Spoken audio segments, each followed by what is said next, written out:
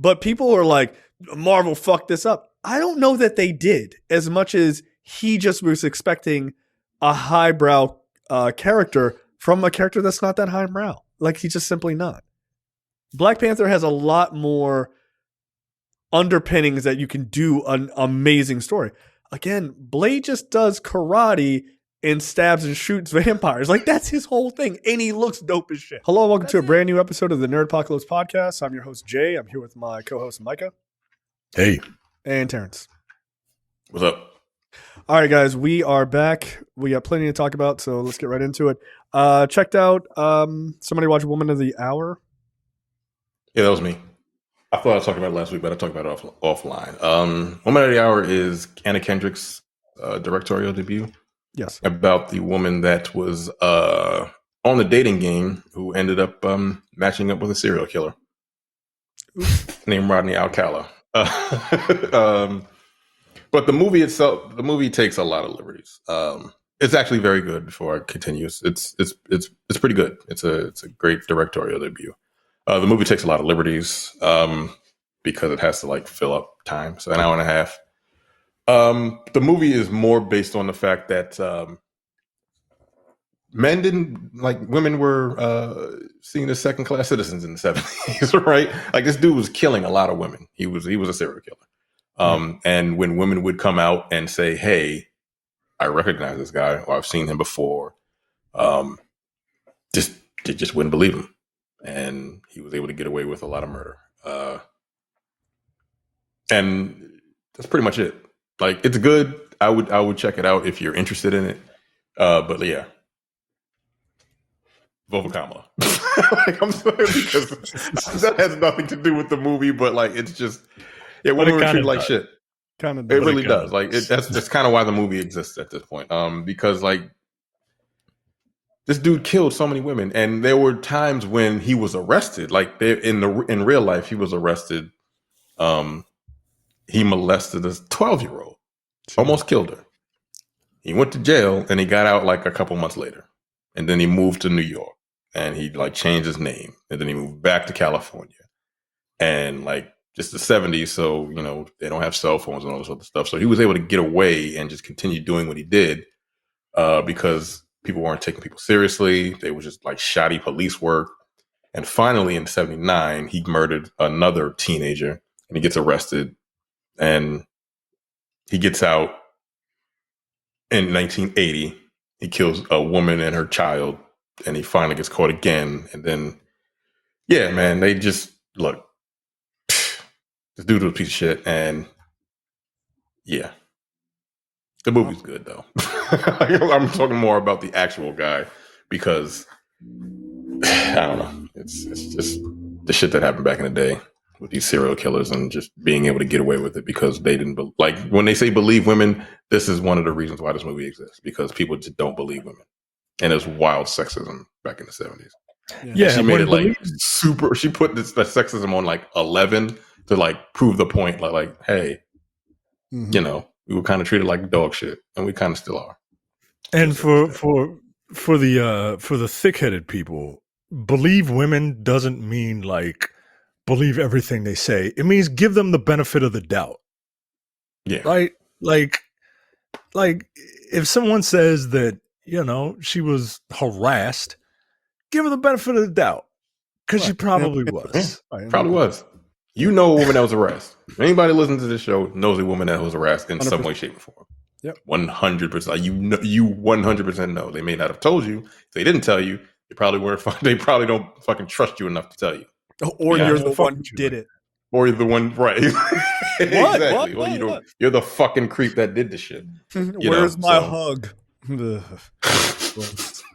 Don't ask a woman. Nigga, get out of my face. Creepy as all hell. That's weird.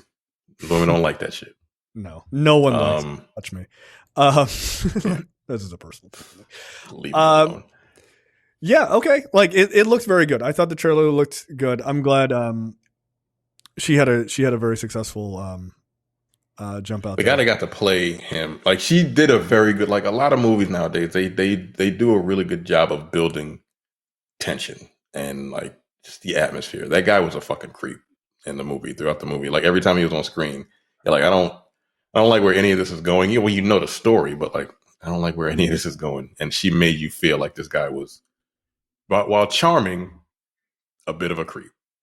Yeah, Like that a scene wild creep. Yeah. that scene in the diner, like in the trailer, Yeah. I was like, where he's like, "Oh, you want?" They didn't another actually drink?" ever go on a date. When she picked him for the dating game, they never actually went on the date. So that's one of those things where they actually took liberties.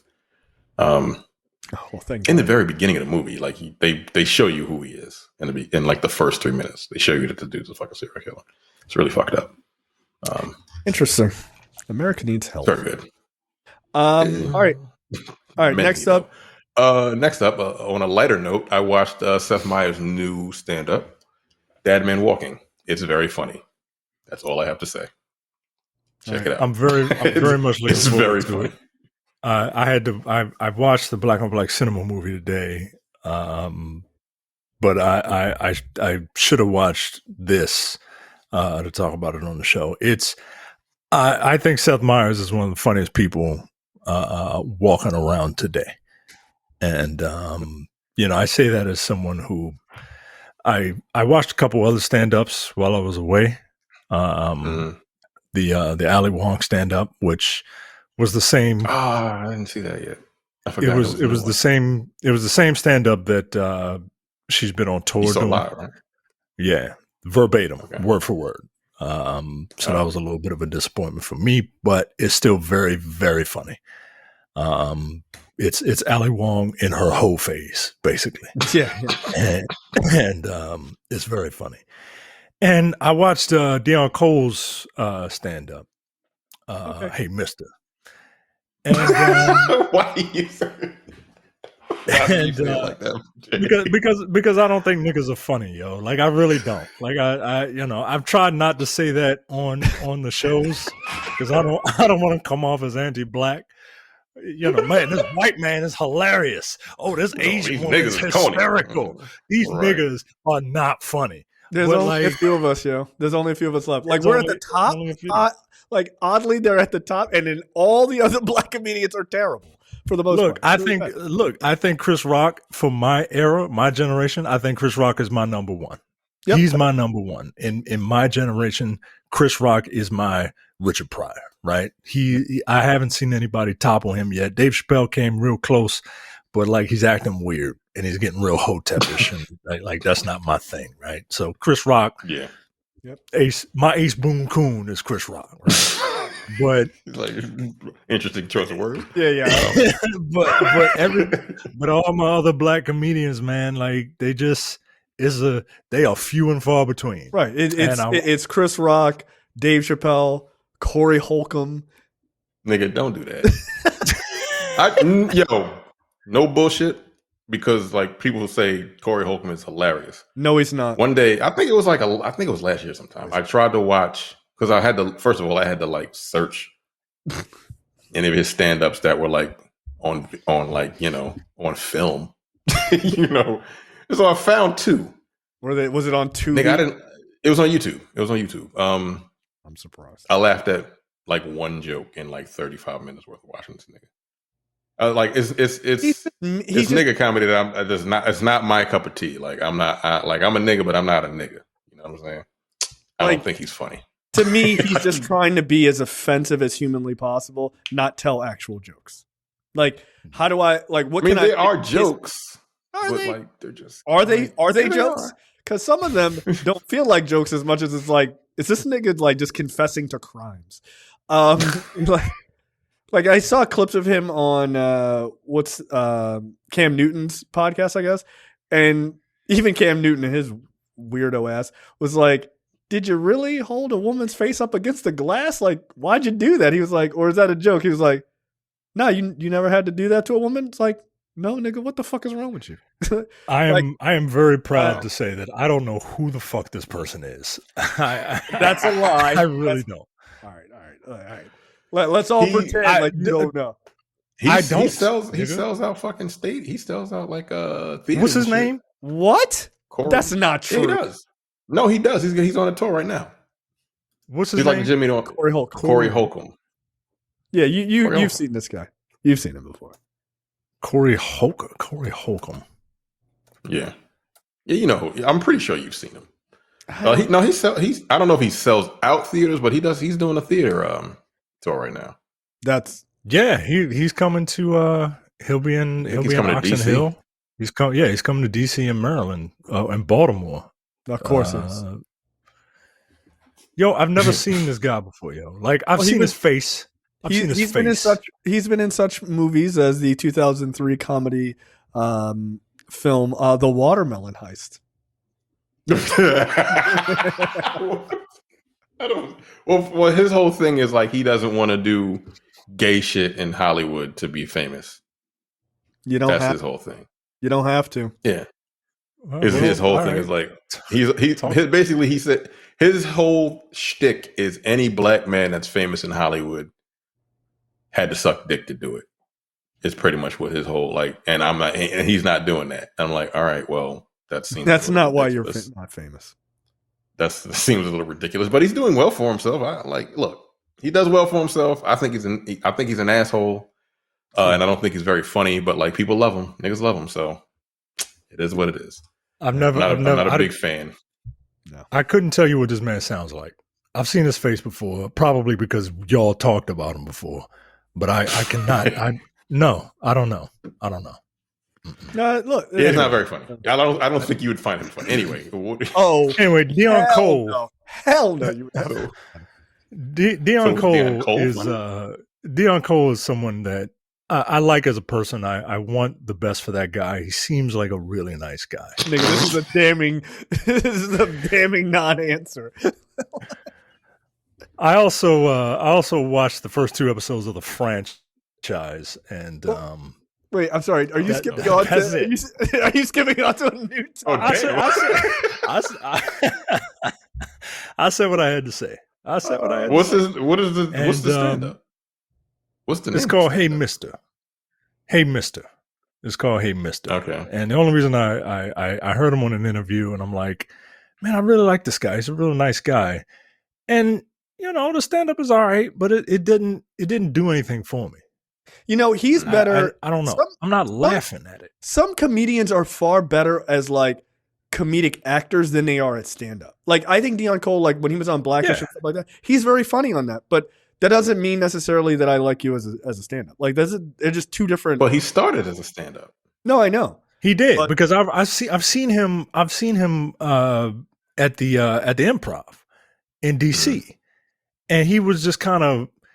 It was one of those things where he was kind of working out material, workshopping material. And I've seen him do that. Yeah, and I've seen him do that, and it's just I don't like it when comedians like. I get it. You got to work your shit out, but like at least memorize it. You know what I mean? Like this nigga pulled out cards. That's his thing. Yeah. That's one of the things he does. All right. You're like, I'm not buying it. Yeah, it seems like it's less of a bit and more of an excuse, if you ask me. Right. Yeah. You try to get over. Yeah, I think he's a better comedy actor. I just think some people are just better at like just being comedic roles than stand up. It just happens. Which doesn't make you any less funny. Just you're funnier at this. Yeah, it's just not funny to me. That's all. Yeah, it's all right. Yeah. I don't think Corey Holcomb's funny at all. All right, Terrence, you watched Mads? Yeah, Mads is it's a French film. Oh boy. It's basically about the start of, I guess, what you would call like a zombie apocalypse, maybe. It stars this guy. He does this drug, and then he's driving high, and some woman I think something happens to his car, and some woman just shows up, right? And she looks like she's hurt. So he tries to take her to the hospital, and then she wiles out, and all hell breaks loose. And from then on, it's just anybody.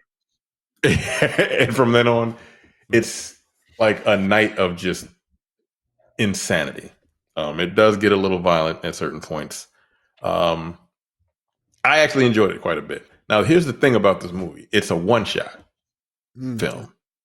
Like it's an hour and 30 minutes, and it's a one shot. Like camera there's no cuts or anything, like 1917.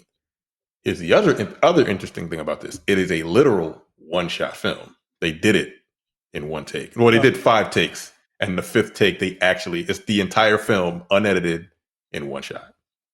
All right. Well, I want to watch it just because of that. It's pretty fucking impressive because I'm sitting there because I'm watching it and I'm like, I'm trying to find like the cuts. You know how like if something comes in front of the camera and it's a wipe because so they can like fake like it's a one shot. Yeah, like 19. The whole thing.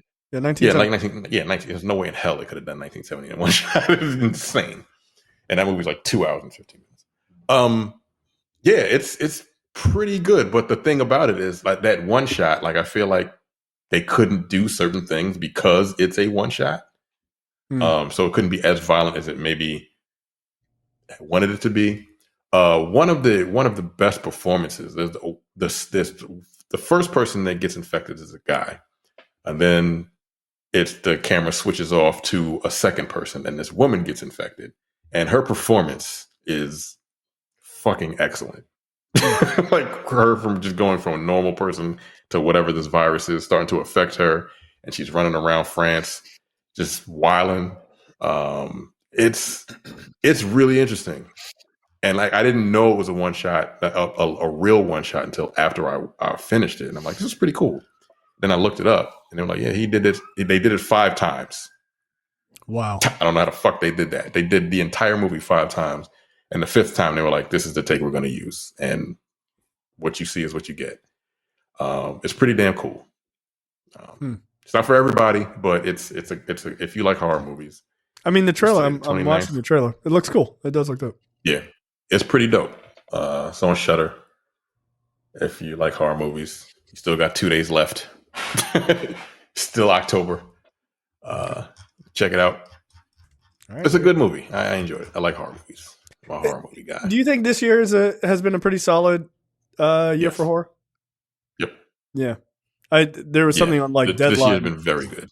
Yeah, there was something on Deadline like naming like 3 or 4 horror movies this year that were like the top of horror. It seems like just I mean, you're such a like this is in such your wheelhouse. You talk about stuff I haven't heard about or would ever watch because a coward. And it seems like your reviews and you're fair, but you're also like you'll call bullshit on things. Has been a lot more horror that you've really liked this year, which is yeah. This year has been very good. Like Terrifier 3 again. Like it's not for everybody. Yeah, that shit's made like $55 million, dog. Yeah, you called it. It's still making money. It was number 10 this week. Does Chris Jericho die in that movie? He does. Yeah, he does. Oh well, then I'm gonna have to watch it. It's a wild death too. Pretty fucked up. Yeah, Terrifier 3 was great. This was good. In a Violent Nature, I wasn't a huge fan of it. I saw the vision. That is one of the best of the year. One of the best horror movies. because of the just the premise, just following the actual killer instead of like everybody else. I think Mads is a better movie because it's a one shot. And again, that woman, her performance was so crazy. It was so good.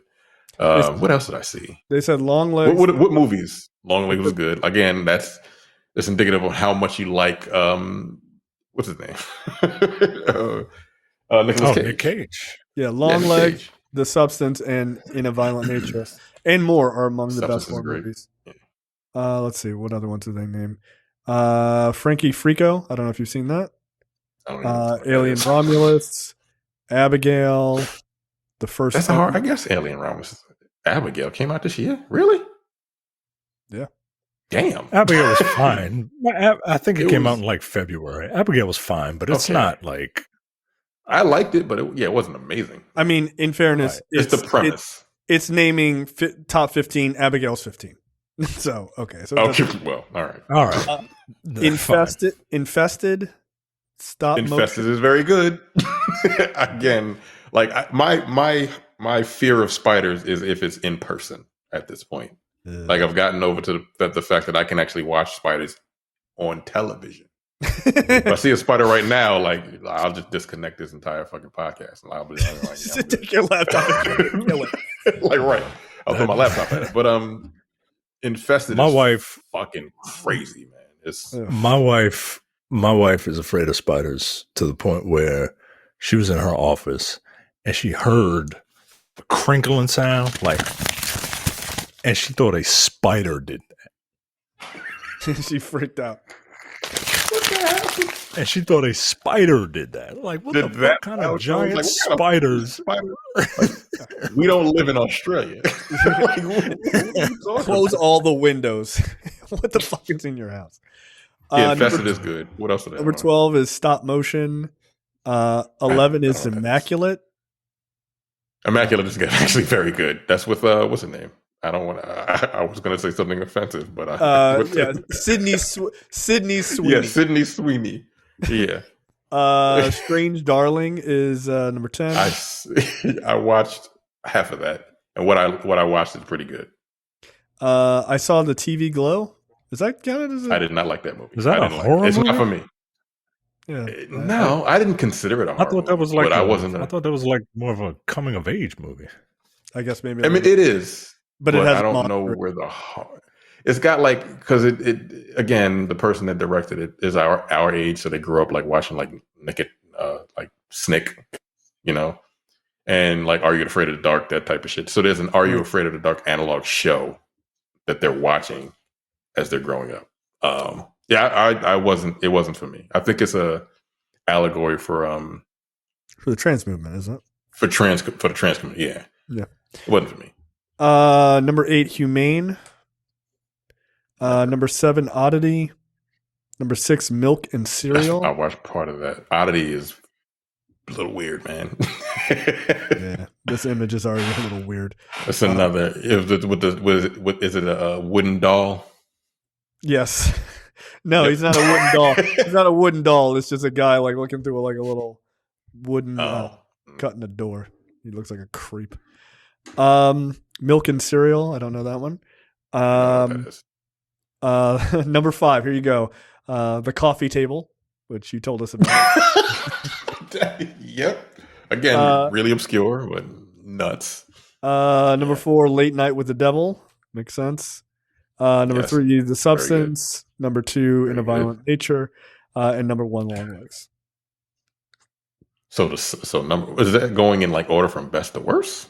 Worst. I feel like The Substance would be above In a Violent Nature. I guess because of the In Violent Nature is so high up is because of the premise. Because it's a cool premise.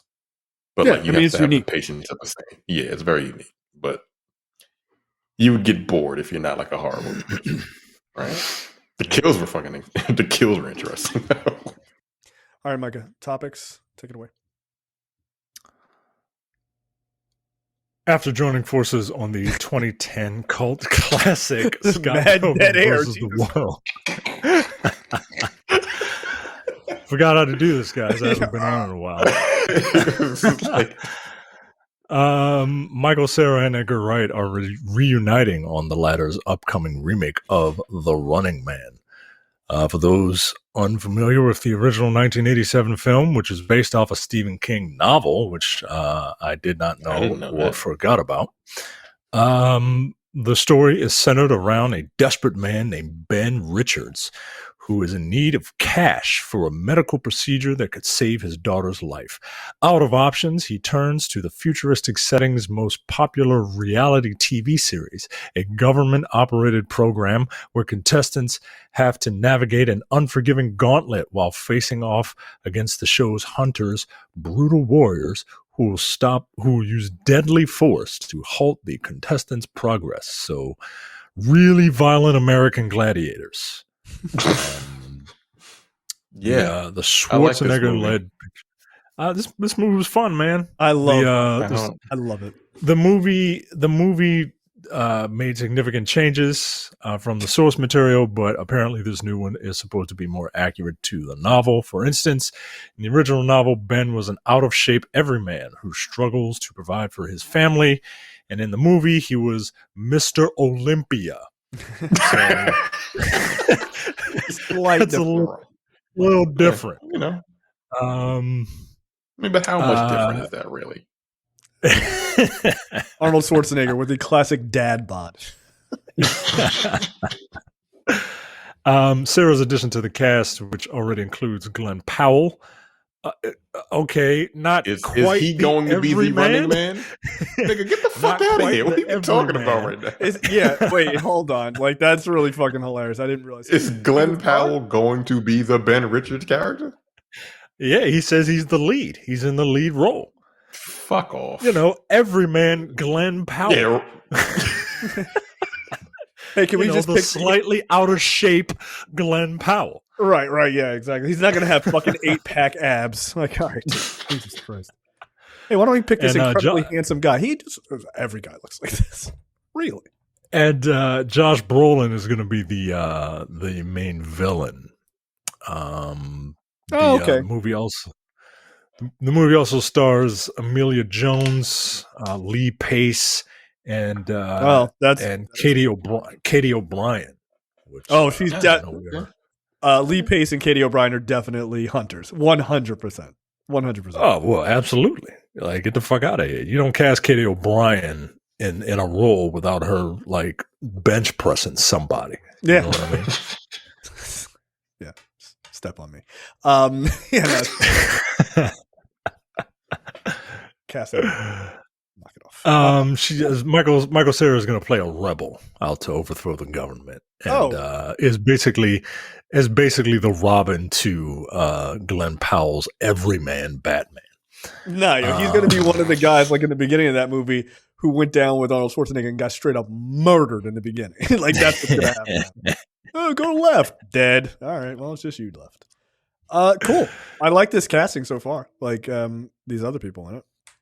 Powell. Yeah, the Running Man was cool, man. I enjoyed that movie, but you know, I'm a bit of a Schwarzenegger apologist. Everyone. Everyone should be. That guy's the American dream, and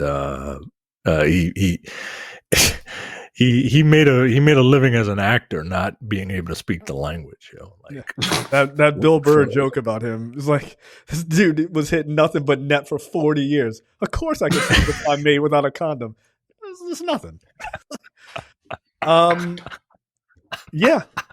No, look, this is fine. And also, Edgar Wright does damn good movies. So this will be. So. All right. I've never read the book. I thought it was based on a short story by King. I didn't realize it was a full book. So I don't know like the major differences. So it'll be interesting to see something that's closer to the novel and how like wildly different that appears than the book. So all right, cool. Yeah. All right. Next up, Alien Romulus sequel officially in the works, along with a secret Predator movie. All right, let's talk about this Predator movie, guys.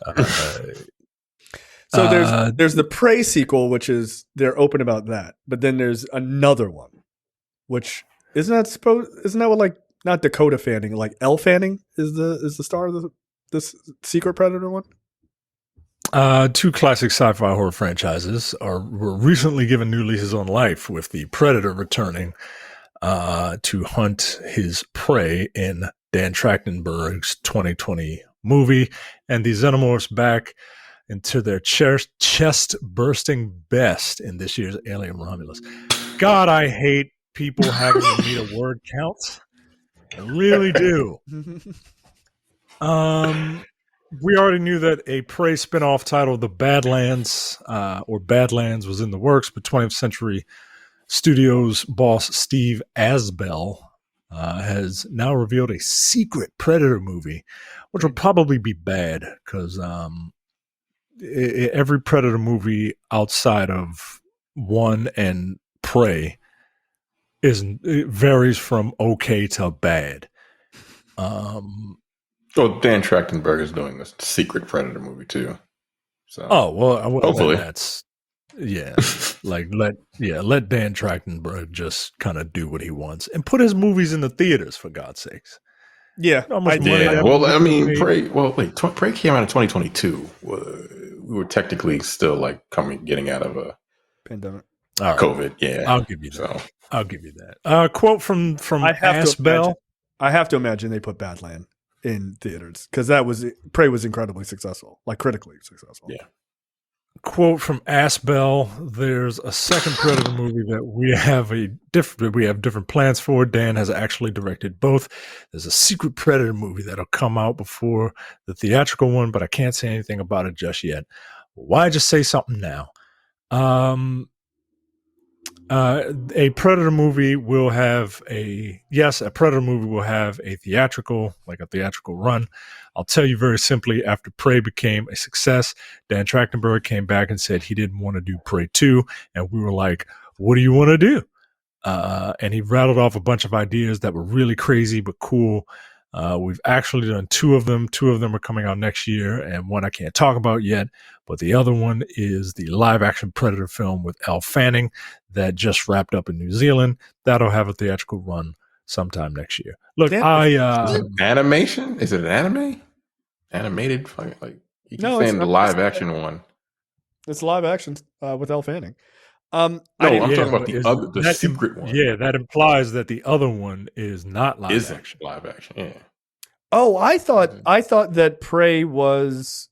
I thought Prey 2 was like they're saying Prey 2 is what, Badland, right? Badland. Then I thought the second film they're talking about is this other one with Elle Fanning.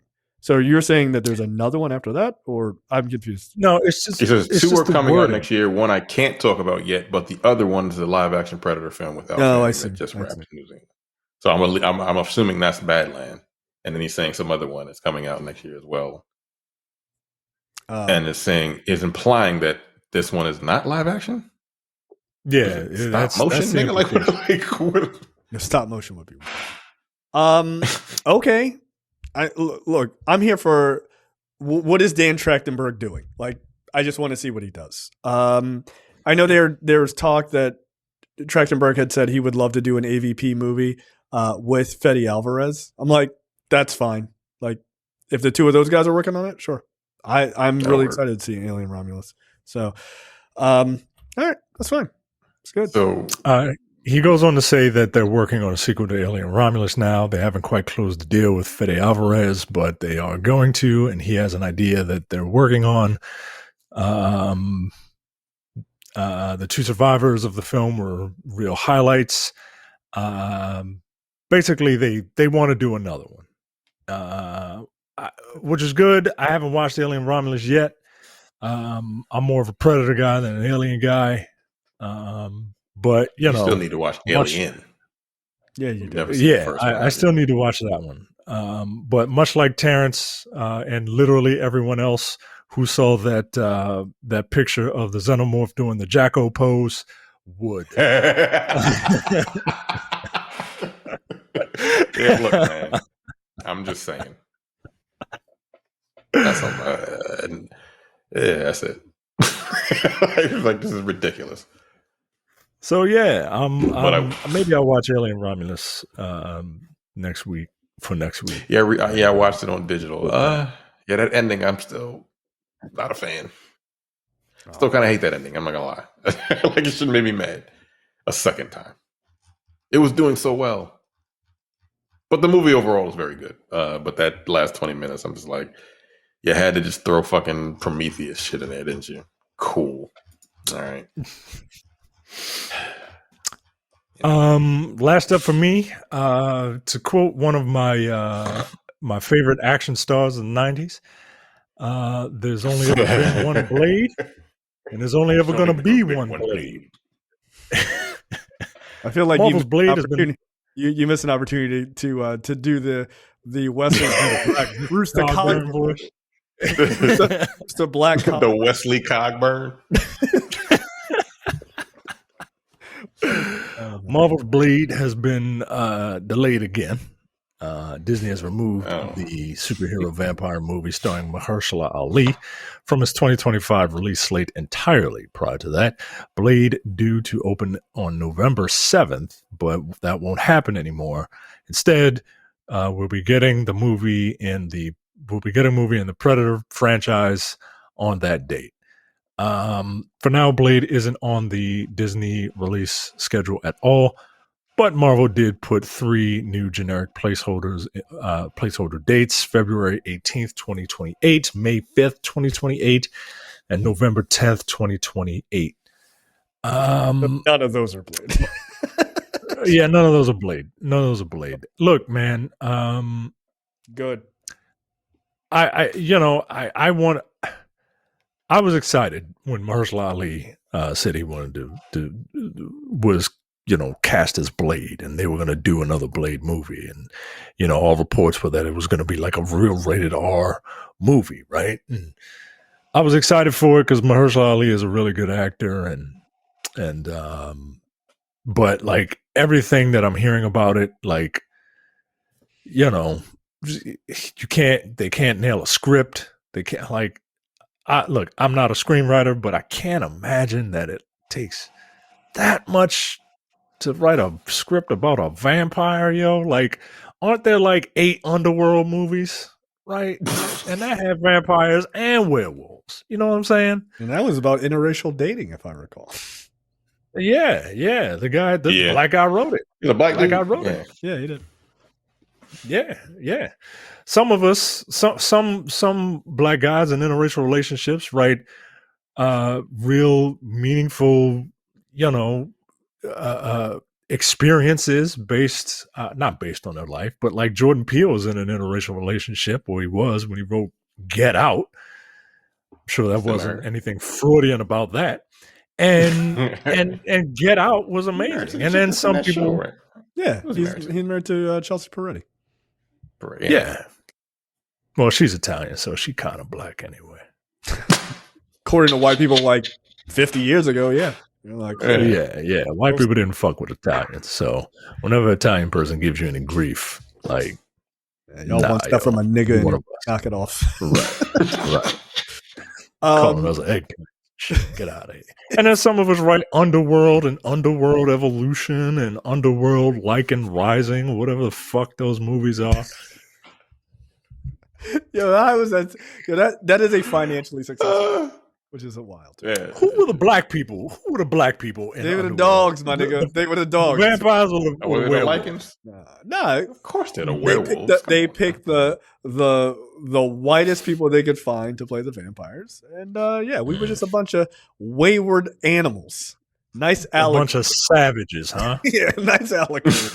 Like, Jesus Christ. All right, bro. You wrote it. Bro. You didn't have to make us the werewolves. You could have done it. Right. He's in the movie. Vampires. He's in the movie, by the way. Yeah, that's fine. Speedman in that movie. Yes, it is. Holy What's shit. he up to? Nothing. Yeah, I don't. I'm glad for this news. I know people are mad. I'm gonna be a contrarian for no reason at all. No, I'm happy for this news. Look, Mahershala Ali is too close to the script. He's too close. I think they need to recast. They need to recast, and it's not because he's not a great actor. Yo. Like, it's not. You're telling me that he has been reported as saying that he wanted Blade to be his Black Panther. I'm sorry, that's not what that character is. Like, I get it. Like, you could put in a great performance. But his claim to fame is saying some motherfucker is always trying to ice skate uphill. You're not going to break the world with some, like, grand message about blackness in this movie. You're just not. Save that for another project. We just want to see a nigga kick ass and stab. And look cool. Yeah. Like, that's it. Like, plus, it doesn't need to be that complex. Like, if you want, like, I understand, like, the ego of wanting like a signature character, right? But if you're gonna like go for a signature character, like maybe do one that's not gonna usher in a bunch of black goths, yo. Like, it just you know what? If he wanted a movie that was like Black Panther, in all seriousness, like in Marvel, I would have been like, I want to play Blue Marvel. Like, that's a character. Like, literally from, civil rights era, he's this, there's Superman, he's black, like, he has a deeper message about him, he's a genius, all this other stuff. Blade is just a cool ass nigga with a sword. Like, that's all he is, like, It's not that deep. Like, it's just not that deep of a character. Now, maybe this soured him on this project, and maybe they could move him to a different project. I don't know. But people are like, Marvel fucked this up. I don't know that they did, as much as he just was expecting a highbrow character from a character that's not that highbrow. Like, he's just simply not. Black Panther has a lot more underpinnings that you can do an amazing story. Again, Blade just does karate and stabs and shoots vampires. Like, that's his whole thing. And he looks dope as shit. That's it. It's not like Wesley Snipes elevated that character. It was just like, he's just a fucking badass. Cool. Great. It's fine. So, well, he thought he would tell you he elevated that character from his fucking behavior in the third movie, which was not very good, by the way. DGI, my eyes open. Nope, I'm not doing it. Nope, I'm not opening my eyes. Like, all right, yo. Yo, all that's right. some clown behavior, bro. Like, did not get you're a comic book character. Take it easy. Right. What the fuck is wrong with you? That was a wild moment. But yeah, I think this is a good thing. I think ultimately I'd recast and go with somebody else. And like, at last count, there's been so many changes to that movie. I don't know if you guys follow this, but the last director they had attached to this is the guy who directed The Harder They Fall. Yeah, that guy. He's what's his name? Seal's brother? I can't yeah, it's like James James Seal. something. So, yeah, like, James Seal. J-A-Y-M-E-S. Yeah. James Seal, that's his name. But like, that guy wasn't capable of doing that movie. The fuck he isn't. Like, come on, that would have been awesome. But I just think he wanted something that was just really clearly very highbrow, and that's fine. I can understand wanting that, but Blade is just not the character for that. Blue Marvel makes a lot more sense, and maybe you can find even another character. But I think it's probably for the best. I would not be surprised if they recast at some point, but I need people to give that project a chance and not just shit on it because you didn't get Mahershala Ali. Like, just give it a chance if it comes around again. So I mean, people were ready to shit on it because it wasn't Wesley Snipes too. You know, well, that's also true. Like, people don't like change, and you know, I get it, but like, you're not gonna get new shit. Everybody remakes shit. Yeah, grow up. It just, and I think it's been a while. It's been enough time. Yeah, spoiler alert. Look, I know maybe I'm in the minority. I didn't think Blade 2 or Blade 3 were very good. Sorry. I thought Blade 2 was okay. Blade 3 was not. Blade 3 was garbage. Oh, Blade 3 was inarguable. Like, Trinity is fucking terrible. Blade 3 had fat face Triple H in it. Like, yeah, he wasn't. Like, yeah, he was going through some things at the time. yeah, or cycling off some things. I think he was cycling up some things. I think it was more than that. What was that, 2004? Hey, Blade. When did the steroid scandal in WWE? Well, that shit was in the early 90s, so that was a long time ago. Yeah, the steroid scandal was like the late 80s, early 90s. Now, hey, bro, you got a lot of water retention 15 years before. You good? What they were like doing drug testing by that? No, they didn't start doing drug hell testing no. Like 2000 to like 2007, and why they did that because, well, yeah, why? Someone killed their family. Wait, what? Because someone killed their family. Yeah, Benoit. Right. Yeah. So they were like, drug testing, and then like we got to take these like concussions a little more serious. I think it had much more to do with just taking a lot of hits to the head, which tends to make. Well, it could have been a combination of both actually, but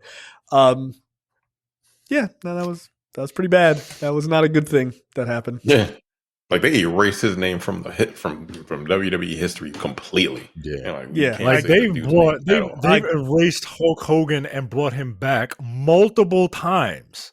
But they will not. But they will not say Chris Benoit's name. No, absolutely not. Yeah, I mean, I get it. Like, bad enough what he did. He also killed a kid. Like, that's pretty bad. Yeah, that was that was fucked up. Yeah, it's pretty fucked up. Joaquin Phoenix could have been the Joker in The Dark Knight. Apparently, he says he spoke to Christopher Nolan about playing the Joker in The Dark Knight. But quote, I wasn't ready then. That's Are you fine. ready now? I don't know. Like, I don't know that it's his fault necessarily as much as the movie he's in. It does feel like that movie was just like a like, oh, did you like the first movie? Todd Phillips was like, cool, fuck you. I'm gonna make a piece of garbage. Yeah, I think that's what he did. Like, they was like, that movie made $1 billion. You got to do a sequel, and he was like, I don't really want to do a sequel, but it made $1 billion, so you got to do a sequel. All right, bet a musical. Fuck off. And they let him do it. That's a great idea. Like I think he, okay. Like I think he kind of realized that like the wrong people liked it, and they really liked it. There's nothing more important than a Joker. All right. That clip is fucking weird. Yeah. I'm fine with him not doing that. I think Heath Ledger's Joker is far better. Just far better. Now, that doesn't mean with a script done by Nolan's team, he couldn't have fucking nailed it. I mean, it would have been a very different version, obviously. But yeah, no, I'm fine with the way it turned out. I think his Joker is that, again, that first Joker movie I enjoy, but the shit I've seen from the second one and the ending that I've read, I'm good. Yeah, I know the ending. Yeah. That's a real fuck you to fans. Like that feels like a real like, oh, but here's the thing. I know what the ending is, but the ending makes perfect sense considering who this character was to begin with. Yeah, it does. Think about it. Like, it makes absolute perfect sense. So yeah, I'm not mad at it, but I do think it's a kind of a fuck you to the fans. But it makes all the sense in the world. That movie did $57 million domestically. You know what? Worldwide, 143 though. Like, so that's not great. The international crowd. Yeah, it didn't make its money back. $201 million altogether. And it was a $200 million movie. Is that how? Is there another $1 billion movie that the sequel that came out this soon after the original didn't even make its budget back? Like, that's wild. I can't think of a movie off the top of my head that $1 billion sequel, $1 billion sequel, $1 billion movie with a sequel. How much did Inside Out 1 make? Did Inside Out hit $1 billion? Yes, I believe so. Not the first one didn't hit $1 billion. I don't think it did. I don't think, but it was successful, but not that successful. Damn. How much does it make? $1.7 billion. Jesus. Worldwide, it did $652 million domestically. Wow, it's a good movie. But Robot has only made $233 million, which is crazy. But I don't think I didn't know that movie existed until 2 days before I went to see it. Right, like it got no promotion whatsoever. It's like, for real, it was crazy. When you told me about it, I had literally heard someone talk about it that same day, and that was the first time I heard of the movie. It's like, okay, you're like, it's really good. I'm gonna have to take your word for it. I haven't seen the trailer yet. So they got no promotion, which is really weird. If it had, I think it would have done far better. Next up, casting for Lara Croft underway for Phoebe Waller-Bridge's Amazon series based on the video game. The two people in talks right now to play Lara Croft are Sophie Turner, who was from Game of Thrones, who was Sansa. That actually works. You think so? Yeah, I can see her being Lara Croft. Or Lucy Boynton, who is from Bohemian Rhapsody, but I'm not familiar with her work. Okay, and also Alicia Vikander is poised to also do a screen test as well. She was in the reboot. Yeah, she was in the video game. Oh, I'm sorry. Yeah, she was in the reboot. Never mind. Who I didn't actually think was a bad choice. I thought she was a good choice. Good. That movie itself was... Yeah, that movie just wasn't great. It was mediocre. Yeah, it really was. I watched the first 3 episodes of the cartoon on Netflix. Is that good? Forgot about that. That was a couple weeks ago. It's fine. She's like a fucking superhero in that movie, in that cartoon. Like, she's pulling off shit. I'm like, so she's Superman. Okay, I guess. Like, if you say so. And it has nothing to do with her being a woman. I mean, it's just shit that she's doing is crazy. Like, you think she's doing crazy shit? Like, they basically took the reboot Lara Croft, where she just gets put through the ringer. Yeah, but like, nothing hurts her. Yeah, no. Yeah, she gets impaled within the first 2 minutes of the game, yo. And then she just kind of shakes it off. Like, God, you have to set her on fire to start the whole fucking trilogy. Right? They were like, who the fuck wrote that? They were like, first off, let's light ourselves on fire. Shit. Why? Right. Some dude was working out some issues, bro. Like, right? He was like, I'm gonna put her through. And then my ex-girlfriend Laura, my ex fucking dumped me. Yeah, right. You should light herself on fire. Like, all right, bro, relax. Look, this is fine. I don't know if I see Sophie Turner as Lara Croft. I wouldn't be mad about it. I think she's a perfectly fine actress. I'm very interested to see what this is like. Because Phoebe Waller-Bridge is a really talented writer, and I'm wondering if are they going to lean into like a sort of a comedy thing, or is it going to be as action heavy as the series are, or like, you know, somewhere in between, or what is she going to do? But yeah, a Lara Croft TV show makes that, I think, is a pretty good idea, because those movies they're just not good. They're just not good. Just use the series like one movie across a full season. Like that reboot series. I played the first 2 games of that reboot series. Yeah, that first one that ends with the whole like samurais or whatever fucking weirdness that happens at the end. It went to like supernatural craziness at the end. I was like, oh, yeah, okay. They pulled an Indiana Jones, right? Yeah. Like, Indiana Jones. But I like that. I like that. It's one of my favorite video game series. Yeah. Okay. I'm here for it. I mean, what are your thoughts? Like, she would work because she's got height. She's got like, I mean, I don't know how tall Lara Croft is supposed to be, but like, I believe Sophie Turner is pretty tall. You put on some muscle. Yeah. I think she works. She's 28. Let's see, how tall is she? She's 1.6. She probably ain't gonna put muscle on. Like, not like a bunch of, like you know, tone up. You know, not like. I mean, she'll probably be bigger than. She'll probably be put on more weight than like that dude who played Iron Fist. She'll probably be bigger than him. Who is? I want a yoga body. Nigga, like, but why? But why? The living weapon with a yoga body. Yeah. The living weapon is a yoga brick. Congratulations. Yeah, she's super tall. She's 5'9". Okay. Dude, shut up. What? Fuck y'all. Super tall for a woman. I can see it. Like, I see it. Like, I'm looking at the picture of her right now. I see it. Yeah, I see it. You got the now, I have a question. I asked Micah this earlier. Are you going to watch this show if she does not have triangle boobs? This is my only question. No, that's unacceptable. Yeah, you need to at be least. I feel close to the character. I feel like Phoebe Waller-Bridge would make a joke about it. You know what I mean? Yeah, 100%. Like she'll have like a like a cone cupped bra or something in her closet or some shit. You know what I mean? I could see it. Like as a Halloween. Yeah, look, or something. Yeah, look. I think Phoebe Waller-Bridge is really, really good at what she does, and that is the reason why I'm excited for this.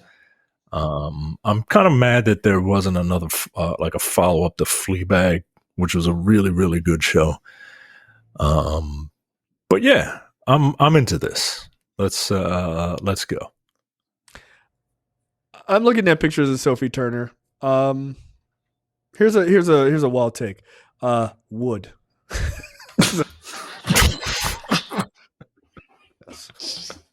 She's better looking than I remember. Yeah, because you remember her like wearing a bunch of like chainmail, being as pale as you possibly can be, right? A white Irish woman in the snow, right? Like, just like, get some color on you, yo. Something. Yeah. What's going on? Stand in the sun for 9 seconds. She's like, I'll burn, please. Yeah. So okay, that's fine. Here's the thing I don't You know care the about. origin of her? The origin of actual Lara Croft. Oranges? I believe the Oranges? Thank you. I was Oranges? just- the oranges. The origin of her. I believe the creator was like infatuated with Nina Cherry. You know the singer from the 80s? And he originally he originally modeled her after her. She's supposed to be like Hispanic, and they were like, no, Nah. and then they made her a British woman because of racism. Honestly, well, it's like fucked April. up. I mean, it's like April O'Neil in the Teenage Mutant Ninja Turtles original comic. She was like Latin, Right? She was inspired by Eastman's girlfriend at the time, who was like a light skinned black chick. Yeah, fucking. And in one of the earlier comics, she looks like the fourth picture of Nina Cherry in the images in Google Images. Like she had curly black hair, and don't tell white men that though. Yeah, and then the second, and the second they made April O'Neil sort of kind of look anywhere close to that in that new Teenage Mutant Ninja thing, they're like diversity, they're ruining it. It's like, nah, but like the big titted redhead that you're jerking off to since you were a kid is not what the character actually looked like originally. And they're like, yeah, but that's fine because that's forced diversity that we like. Well, I got it. Okay. Yeah. You know, it was forced diversity. Them making Baxter Stockman a white man in that goddamn cartoon. Yeah, it's true. And then did Tyler Perry get to play him? Wasn't he? Oh, Comic-Con. Yeah. That's the only nod I remember for that movie. Yeah. Comic-Con. Yeah. Here's a story I don't really care about, but you might. Wayans Brothers reunite for a new scary movie film with Miramax and Paramount. Okay, cool. So Marlon Wayans and Sean Wayans will be all together. I don't care. Here's the thing. I like the first scary movie. I like the Wayans brothers, the television. I like the idea of the Wayans family. I like the idea, the concept of it. I really do. Actually. No, they're awesome. They're amazing. That dynasty is pretty fucking amazing, right? Like all of them just black excellence or whatever you want to call it. Problem I have, one of them that their movies aren't funny. Right. Exactly. They generally not. Again, I liked the Scary Movie, the first one, and they wrote that. I finally saw Don't Be a Menace to South Central while drinking your juice in the hood, maybe about a month ago. Oh, that's way out of bounds. Like I feel like you had to see that movie when it came out. Nah, you can't watch it. You're right. I did have to see that movie when it came out because that shit wasn't fucking funny. Nah, like there's no way to your 40-year-old sensibilities is that movie going to be funny. There's no way. But now some people still think that shit's hilarious. Like now people are like, that's because they never that movie and all that. Because they never grew up. And I watched it. I was like, this is not it for me. Like, Don't Be a Menace. I'm going to Get You Sucker is a funnier movie than Don't Be a Menace. Yes, it is. Look, there is a clear hierarchy of hilarity. The hierarchy of the Wayans brothers. It starts. That hierarchy starts with Damon Wayans Sr. Yep. And then there is a tremendous gulf. And then maybe it's Damon Wayans Jr. I would put Keenan is up there with his brother. Yeah, I think it's Damon Keenan. I think Damon is funnier. I think Damon is way funnier than Keenan. But you can't have it without Keenan. Look, I will give Keenan his Keenan is the patriarch of right. Not the family, but like the patriarch of the comedy dynasty, if you will. Right. I will give him his respect, but we all agree Damon Wayans is the jewel of that family. 100%. Yes. I will agree with that. However, He used to be funny because he ain't funny no more. He ain't. That's what I'm saying, man. Well, I don't know. I don't know the last thing I've seen him in. Like, he doesn't really do a lot. Nah, He got a new show, I think, on like NBC, CBS. I don't fucking. Look, My Wife and Kids was with his son. I didn't think a lot. I didn't like My Wife and Kids. What? All right. I didn't think I like. I watched it when it first. Like, I literally watched the pilot. And the son made me so fucking angry because he was so stupid. Yeah, he's an idiot. Like, I can't. I'm like, I can't do this. And this was back in like 2000. And so I would like watch it on and off, and I'm like, I can't. This nigga's so dumb. He's just making me angry, and like I never really watched.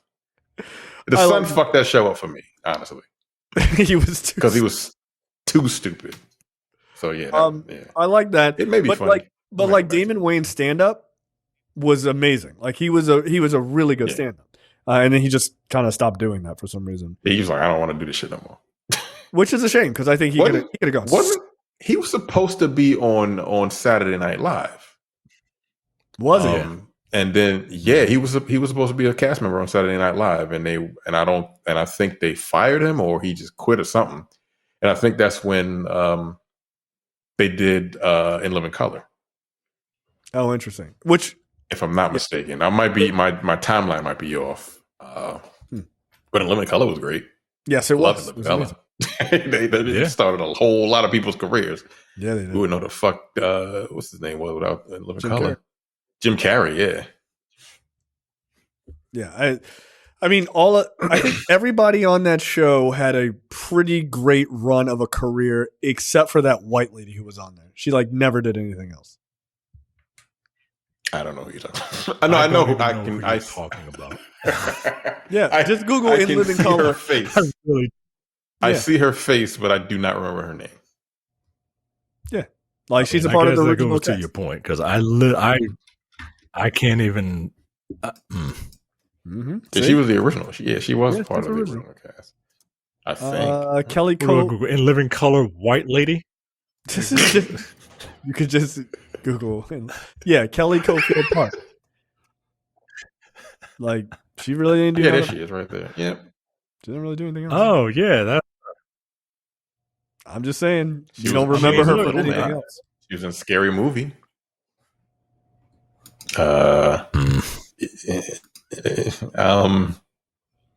People also ask how to get away 13 Hope Street. Yeah, she didn't really do much, but she's kind of the only one who didn't have much of a career after that. Everybody else did. Yeah, even Jennifer Lopez, career, she was just fucking dancing in the goddamn show. Yep. Right. I mean, like, you can. I mean, I think we can say that, like, we can blame In Living Color for the rise of Jennifer Lopez. Wait, for the rise of who? Yeah, look at this cast. Jennifer Lopez. You can it launched what we can attribute In Living Color to the rise of Jim Carrey and Jamie Foxx and David Alan Grier, but we can also blame In Living Color for the rise of Jennifer Lopez. That's fucking hilarious. It's their fault. Oh man, yeah, that's a shame. Yeah, Takia Crystal. So yeah, they're doing a new Scary Movie 20 plus years after the original. 25 years after the original. Look, man, I don't think White Chicks is funny. People love that movie. I don't think it's very funny. I don't either. No. I don't like their brand of comedy. I just don't think it's very funny, except for like the Wayans brothers. They worked there for me. Oh, I love the Wayans brothers. That was a great. The show was cool. Yeah, it was fucking hilarious. Yeah, the show was hilarious to me. But I don't like parody comedy like that. Like it was a big thing in the, I guess, like late 90s, early 2000s, and then I was done. I was like, all right, I got it. This is a shittier version of a shitty movie anyway. Okay, cool. Scary Movie? No, but I'm saying like Scary Movie was making fun of Scream, right? But then there was like they kept doing them, and then there was like the superhero movie, and there was all these like parody movies. Oh, they got Friedberg and Seltzer, whatever. Those fucking dickheads started doing all those fucking movies. They were just all awful. Yeah, no. But that was like the late 2000s. Yeah, they just ran that shit right into the ground. Yeah, I'm about to say, it better not be no scream slander in this podcast. Like, you better get the fuck out of here, nigga. I've seen 2 of those movies or one of those movies, and I got it. I understand what's happening. You don't like Scream? You know, I don't you're think no I don't. fun. I don't think I care about that franchise at all. Like, I like the first movie. Oh my god. Yeah. Like, aren't you guys still like? Is Courtney Cox still alive in that universe? I have no idea. People really like it. I just don't. Yes, she is actually. Yeah. Courtney Cox had a black boyfriend in the last Scream movie. Oh, You know what his name is? She did. You know what his name is? mid-sized sedan. I don't know. I wouldn't know because he didn't fucking have a name. Oh, see, He was there to See? die. wow. See, and this is the shit y'all support. See, where's Dr. Uma? I thought you had a name. I was like, I didn't know what the fuck his name was. That's a good question, Michael. What is it? I don't know. Niggas just fodder. Just fodder. That's fucked up. Last story. This is kind of interesting. The team behind the Penguins audio descriptions, right? They're an all blind team. So apparently this guy, which is just kind of amazing, right? This is kind of the first time this has happened. So the Penguins audio description project was first of its kind approach. The crew that came together really brought a level of expertise that I think helped take it to a whole new level. They describe things in a way that's really cinematic and does right by the storytelling. The one guy is blind and his wife is sighted. And so like him and 2 other folks on the team, they basically, someone is describing or, describing the show to them. And then they're writing out all of these like hyper descriptive things for blind people so that they can have this proper description of what's going on. So just kind of amazing. I've never heard of that. That's wild, but I don't know. Micah, how far are you into the Penguin? Yeah, I wish someone told me how good the show was. It's yeah, I'd stab you. It's very good. It's very good. Nobody had faith in this show before it came out.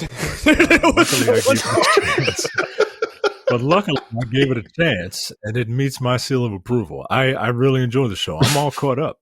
I've seen every episode so far. My favorite episode is the Sophia episode. Yeah, Jesus Christ. Yeah, who'd have thought, the mother from How I Met Your Mother is a straight up actor. She's really good on that show, man. She is. She's very good on it. I really enjoy this take of, I like the Batman.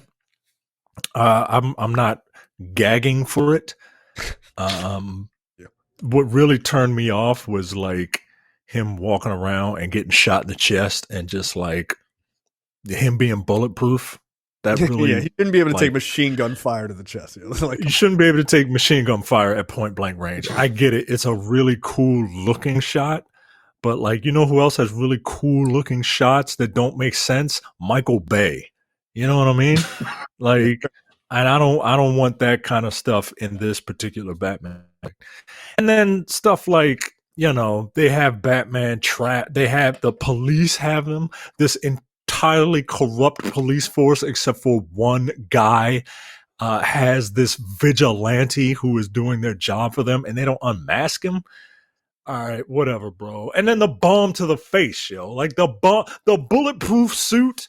All right, I get it. Fine. The nigga took a bomb to the face, yo. Wait, that really annoyed me. What in bomb? The Batman? What he took a bomb to the face, yo. Oh, when they were. Yeah. Oh yeah. He's not even dressed as Batman. He was. That's what I'm saying. He was in a Brooks Brothers suit. Anyway, other than that, the movie was great. The show, I think, is really interesting. It makes me want to watch the movie again. This is how good the show is. I like being in this world. I like these takes on these characters. This is how you do an adaptation, right? Your spin on an adaptation. You don't do it with a disingenuous, mindset like the original Joker that the Hangover guy did, and you don't do it with contempt for your fans the way he did the second movie. Like you play around in this Sam. You have your own crime drama. You just play around with names and characters and stuff. Like it's not. Did you like The Sopranos? Cool. Then you'll like this. Like basically their argument. I'm so really. You heard it here first from me. The Penguin is a really good show. the lone voice in the wilderness. If only someone knew. I think Colin Farrell's portrayal in this is really like it's quite good. I was telling Terrence like that scene in what was it, episode 3, where he's talking to Vic and he's like, "Oh, you want to leave? Yeah, they don't give out trophies for dying in the ghetto." I was like, that hurts. Like Jesus Christ. But he's an interesting. The way he's played is so good because he's played as this real piece of shit.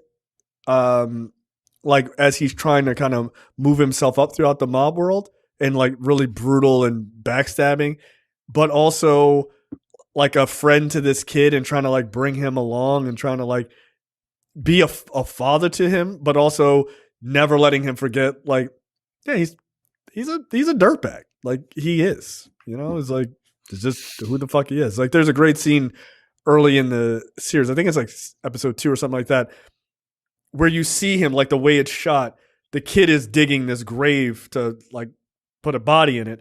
And they even have Oz standing over him as he's like talking to him. And it makes it like this kind of larger than life character, right? Like to show their power dynamic and stuff like that. Like it's thought out really well.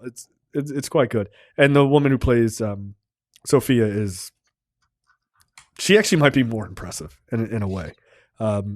That episode about her background was incredibly fucked up. Like, what happens when you put a normal person in Arkham? Oh, right. They lose their fucking mind. Best of luck. And you just get blamed for shit you didn't do. It's fucked up.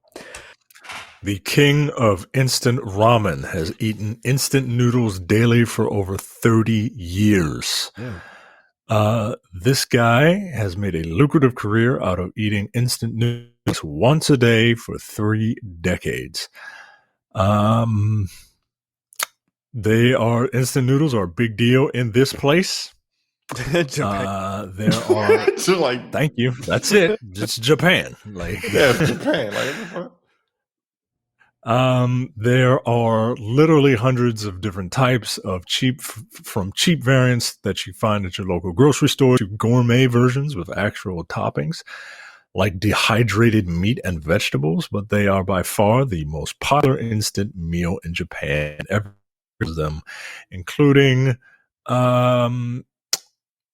Oyama-san, who has eaten you don't sound too over sure 10,000 cups of noodles. I'm sure about the Oyama. I'm not. Yeah, 10,000 cup noodle. Cup noodle is the name of the company. Over the last 30 years, the dude woke up and he says he woke up to instant noodle love while studying engineering at Tokyo's Gunma University.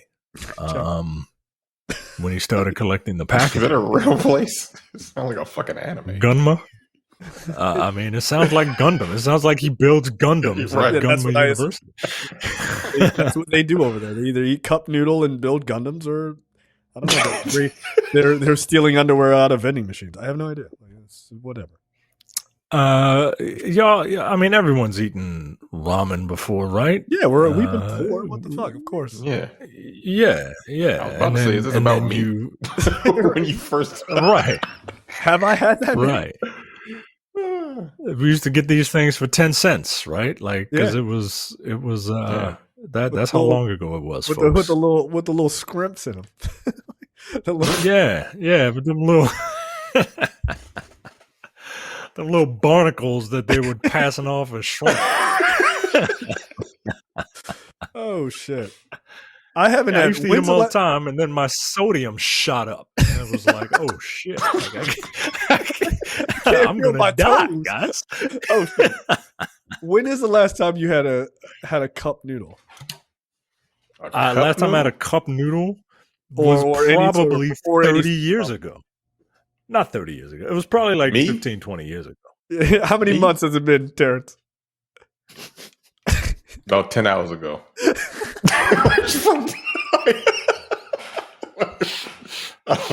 The life of a single nigga. Yeah, I don't know why I said months. That Look. felt like a mistake. Around like months. What are you talking about? Nigga, I'm hungry today. Did it have shrimp in it? Or did Nah, you? it's beef flavor. That don't taste like beef at all. You know? No, it doesn't. I don't know what all them flavors taste the fucking same, honestly. Like you just gotta Yeah. jazz it up with some other shit. So you Yeah. Yeah, it all tastes like salt. So then you gotta cut it. You gotta cut it with hot sauce. Cause like, what the fuck? Yeah, don't eat that every day. Like y'all gonna die. Like, that shit's crazy. I easily have not. I'm 44 years old. I easily have not had it in probably 30, 35 years, like you're saying. Oh, Holy fuck. shit. God damn. Look at you, Mr. Fancy Pants. Yeah. 35 years? What the fuck? I've had been actual ramen. I've been with my wife for 15. She's she'd be like, why are we buying cup noodle? What the fuck are you doing?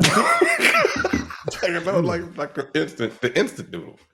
Oodles and noodles. No, Oodles and noodles. No, I haven't had that either. I haven't had cup noodle in a while. I'm talking Cup about noodle. Yeah, I've had oodles and noodles like 10, 15 years ago. No, which one shot your salt score up? Because I bet oodles and noodles. Oodles and noodles. I was gonna say Yeah, oodles and noodles. Yeah. Get the fuck out of here, yo. that fucking pack of salt they throw in there. Oh, it's flavored. Nigga, Yeah. what seasoning is this? Like, no. Right. Get the fuck out of here. Oh my god, oodles and noodles. They sold that shit for 10 cents. It was the Arizona tea of fucking noodles and shit. It's just like the cheapest thing you could possibly get. Oh shit, that's like when I was in college. I remember we did me and my roommates. We went to the grocery store for the first time, like when we first moved on campus, because we had a kitchen, and we would just go. There was Shoppers was near us, which is like the world's cheapest grocery store. We used to just go into the aisle that had boxed macaroni and cheese and just put our hand at the end and just keep knocking the boxes in. Like, why not? These are like 15 cents. Who gives a fuck? Yeah. All right, cool. Terrence, you're up. Nigga, you can get a pack of 12. I'm sorry. You can get a pack of 12 oodles and noodles from Amazon. A pack of 12 for $13, yo. That feels like inflation. Wait, what? That feels expensive. That feels like a lot of money. Wait a minute. Time out. A pack of 12, is it a pack of 12 of 12 each? Or a pack of 12? A pack of 12.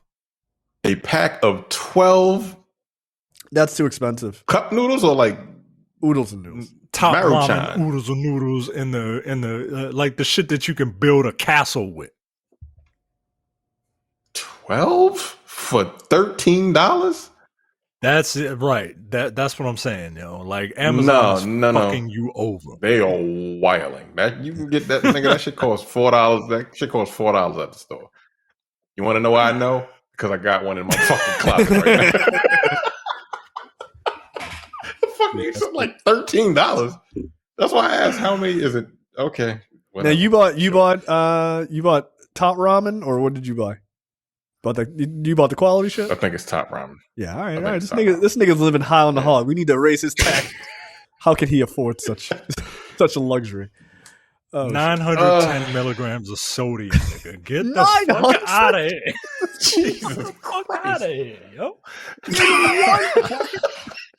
Yeah, you fitting to die, yo. You fitting to die. Now, okay. Now here you go. Oh shit. Top ramen, beef. Pack of 48. They got it at $14.32. Yeah, like 12 for $14 is crazy. Yeah, you get that's 48. Nuts. Yeah, Micah, that's a bad deal. This is a box. Beef flavor only, because And if you really want to make your fucking sodium skyrocket, get some fucking, the top ramen and some Vienna sausage. You're gonna die. You're gonna die. Okay, top ramen, Vienna sausage, and a Gatorade, and you're just you're fucking done. Yeah, nigga, you're for the birds at that point. Like, get out of here. Apparently, this pack some spam. Oh, you ever had spam? Yeah. Yes, nigga. It's super. Spam will fucking send you into cardiac arrest. Like, what the fuck? That's just crazy. The sodium in this particular top ramen is for a full pack is 1,330 milligrams of sodium, or 58% of your daily sodium. 58%. Oh shit! Yeah, you're gonna die. God damn. That's why you gotta drink water, folks. That's why you gotta drink water, folks. You gotta do a lot more than that. Jesus Christ! Don't buy that. All right. So anyway, you're up. I'd rather eat ramen than this shit. A man complaining of indigestion had a live cockroach in his intestines. Because of course he did. The doctors at this place were shocked to find a live 3-centimeter cockroach in the small intestine of a patient complaining of Philadelphia and indigestion. God damn it. And indigestion. A 20-year-old man recently came to this hospital to complain about stomach problems that he had been experiencing for about 3 days. He complained of severe abdominal pain and difficulty in digesting food, which resulted in frequent bloating. He had consumed street food at a night market a few days prior. That might give it away, and suspected that to be the cause of his health problems. Ugh. That's China? When I can. No. India, New Delhi. Okay. All right, that makes sense. So I don't know if you know who Super Ray is on Instagram, but he be showing those videos where they just be making shit in India and he called it. Oh yeah. It's just some of that shit looks fucking disgusting. No, thank you. This is fucking awful. Like, yeah, he had some goop scoop and had some fucking and had a cockroach in it. Apparently. Nope. No, yeah. I'm not gonna do that. Thanks, but no thanks. This is a picture. What the fuck is this a picture of? Yeah. Ugh. What is this? I can't tell what this is. It looks gross. Whatever it is. Yeah. So he had a 3-centimeter cockroach in his. Cool. Live. Yeah. Okay.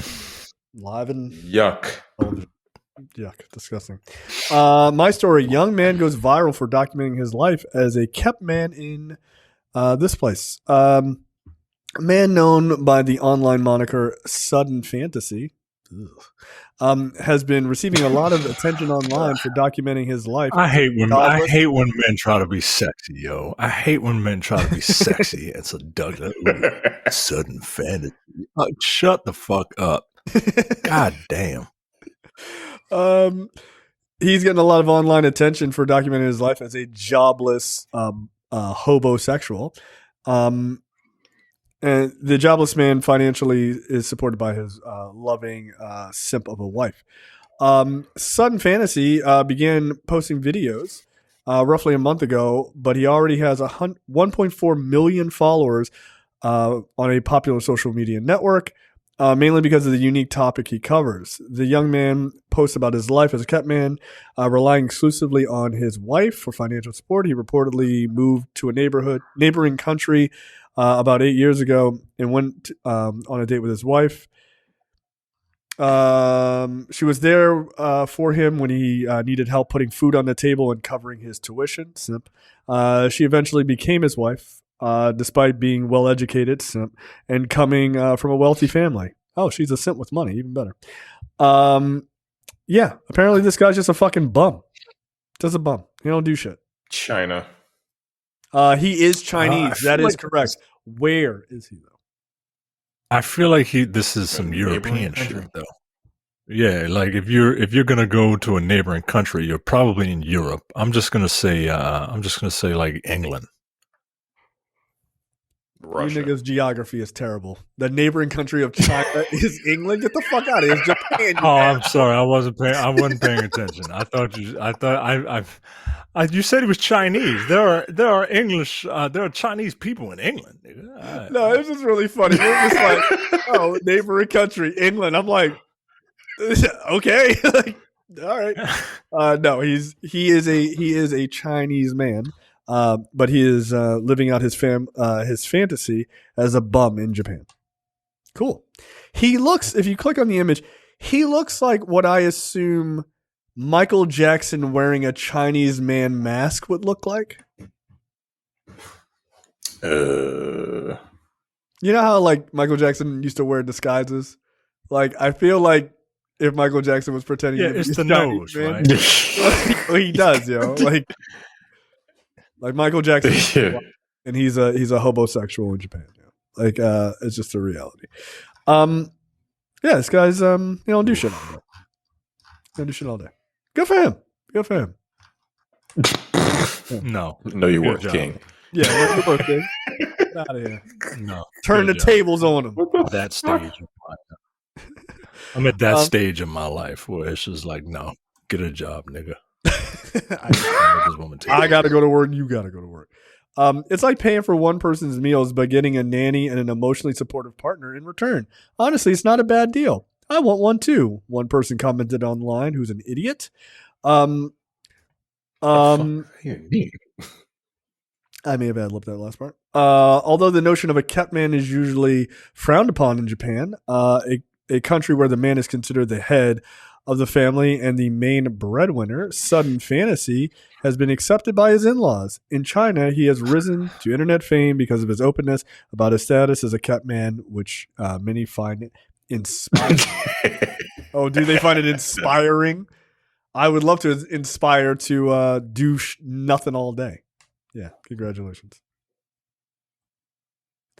So what does she do? Well, she says that her family's wealthy, so I don't know. Maybe she don't do shit either. Nothing. Huh. Okay. Well, good for him. Yeah. About time we finally see one of us succeeding. I'm kidding. Fuck this guy. He's stealing my job. Trailers this week. Season 2 for Severance. Finally. Great. It looks awesome. Terrence, you never watched Severance, did you? You son of a bitch. You should. It's really good. No, I did. I didn't. He didn't like it. I didn't really like it. Everyone else looked like it wasn't. Huh? Is it too much white? There's a lot of white in that show. That may be it. Yeah, like the whole like place is white, and then I don't know. I understood it. I just wasn't a fan. Yeah, fair enough. I'm not gonna watch this. Yeah. That's fair. That's fine. If it's not for you, it's not for you. Hey, at least you gave it a shot. She still hasn't started. Still not even one episode. No, and I'm like, all right, and I'm trying to do my bullshit ass reverse psychology. The type of reverse psychology that you would use on a child. I'm trying to use on a 40-some-odd-year-old attorney. Well, good. I'm glad you're not going to watch it because I'm going to watch it and I won't have you bothering me, right? I'm trying to nag her to do it and shit. No. Oh, why? All right, nigga, whatever. No, but here's the thing. If she watches it, you're going to regret this because she's going to be like, oh, the new episode comes out and you're going to want to watch it and then you're going to slow your ass down by 2 weeks. But here's the thing. Learn a lesson, nigga. Shut up. No. I want to be right. I want to be right, yo. Like, I want to be right. I get that. Again, what I will tell you is you niggas are going to love Dead Man Walking. That's it. That's so fucking hilarious. Oh, man. Look, I get it. What was the text I sent you earlier today? I'm like, I said one to Michael today. I was like, listening to my wife repeat a thing that I've told her about for like well over a year to someone else today. And she's like, and this and blah, blah, blah, blah, blah. I'm like, and I'm sitting at the dining room table in the other room. I'm like, I fucking said that. I said that. That's my fucking thing. Don't talk about it like you came up with this shit. That's my thing. the other day, like Oh. we're considering taking our daughter to start jujitsu classes, right? And which is exactly what she needs, learn how to fight even better. She's a danger. She's the ultimate weapon. My daughter is. But so we're talking about it, right? Because there's like there's some good things about it, and I had talked about like being interested in taking jujitsu like maybe a year ago. My wife was like, "Don't get into that," blah blah blah blah blah. And here she's like, I think jujitsu would be really interesting for our daughter. She was like, and I think maybe all three of us should do it. I was like, oh really? Interesting that now jujitsu is an interesting thing. I was like, I said that a year ago, and now she's like, yeah, you might have said it. I'm like, I know. Stop blowing off things that I say and then repeating them back to me a year later. It's maddening. It's the same thing. So I understand. You want to be right. I get it. But you're going to make a mistake. You're going to walk right into a we got into a conversation, and I came up with one point of view, and she came up with I came up with point of view A. She came up with point of view B, right? And I'm like, no, I think point of view A is right. And then I'm going around looking for, evidence online, right? And then I come across something that proves my point, but I come across something that proves her point. And I say, oh, well, you know what? Here's another thing that proves point B, so maybe you're right. And then 2 minutes later, she comes up with the same video that proves her point. I'm like, yo, you just don't listen to me. I literally am telling you are right. And you and you literally come back with the same thing that I could, but she was so focused on wanting to be right that she didn't get that I was telling her that she was right. Nah, she had to dunk on you, nigga. That was her closing argument. And you know what? I get it. Like, I know who I married. And that's exactly how she treated it. She treated it like it was like, well, I'm on the cross. No, nigga, you on the cross. Ladies and gentlemen, all right. Ladies and gentlemen of the jury, those are our sons. Why are you talking to them like that? They believe you. No, it's just this shit is funny. Like Micah's wife said that I looked like what's that one actor? The black dude Lamont. What's that dude's name? From Terrence from Fargo. Oh, Lamorne Morris. Yeah, Lamorne Morris. Yeah. Lamorne Morris, and we were like, I don't necessarily see it, like maybe like personality wise or whatever. Someone commented on a TikTok video I did. They were like, I thought you were Lamorne Morris, and I was like, yeah, I get that sometimes. And I texted him, and I sent an image of that. And he goes, great. Now I have to tell my wife she's right. Wonderful. No, you don't. No, you don't. You have to show that shit. I told her. Look, I'll give people. Look. I will give people their problem. I don't have a problem telling people when they're right. I have a problem when I tell people that they're right when I'm right, and they don't tell me I'm right. No. Give it up. Fuck that. You need to tell me that I'm right, especially because this is like a little thing that don't mean nothing. That's the best time to be. Yeah, that's the best time to be obnoxious about it. I agree. Right. Oh no! If we take jujitsu classes, I'm gonna be an asshole about it. Oh, are you enjoying it? Are you having fun? Get out of here. Arm bar. Yeah. It's the pettiness and keeping score that keeps a marriage together. Everyone knows that. Ain't nothing wrong with healthy competition, right? Right, as long as I win. Lastly, from the producers of Nobody and that other terrible movie, Violent Night. Is Love Hurts. This looks cute. What do you guys think? It looks like it'll be fun. Yeah, that's all I got from it. Yeah, it looks like I won't silly action. See this. Yeah, I'm probably not going to see this. No, I'm probably not. I'm really happy that Ke Huy Quan is getting his like renaissance. Yeah. I'm probably not going to watch this. Maybe if it was on Netflix, maybe, but it looks like a Netflix. Yeah, I'm probably just not going to watch it. But I am actually genuinely happy for that dude. Is it not? No, this is a Universal movie. Movie theater. Universal Pictures. Yeah. I'm genuinely happy for that dude, but like I'd be lying through my teeth if I told you I'm gonna watch this movie. Yeah, that's fair. Now, it is done by yeah. the people who did Nobody or produced Nobody. I don't think it's like the same directors or anything, which I really enjoyed Nobody quite a lot. And it has a very similar feel. Like, you know, the seemingly everyman becomes, turns out it was like secretly a badass. Okay, yeah. I mean, it feels like the same kind of story in a lot of ways. And I enjoyed Nobody, so maybe this will be good. I didn't enjoy It's being Nobody, directed but by like a fight coordinator, Oh, stunt coordinator, basically. So uh-oh. the stunts are going to be dope. Jojo Usibo, Usabia. I don't really, whatever. All right, and they got the dude who was in the second season of Luke Cage. Like that guy was pretty cool. I forget his name. Marshawn Lynch. Yes, Marshawn Lynch. No, the other black dude. So that's cool. He's actually a legit like martial artist, isn't he? I think he actually is. I believe so. Yeah, he was fucking Luke Cage up in that second season. So all right, that's cool. Yeah, good for everybody. Physically involved. and acting wise. That wouldn't be hard. One of those is a very low bar. So okay, cool. All right, there you go. Love hurts. All right, any parting words before we get out of here? Glad to be back. All right, I got a whole pack of Oreos I'm gonna eat right after this. Okay, later, guys. Take it easy. See you.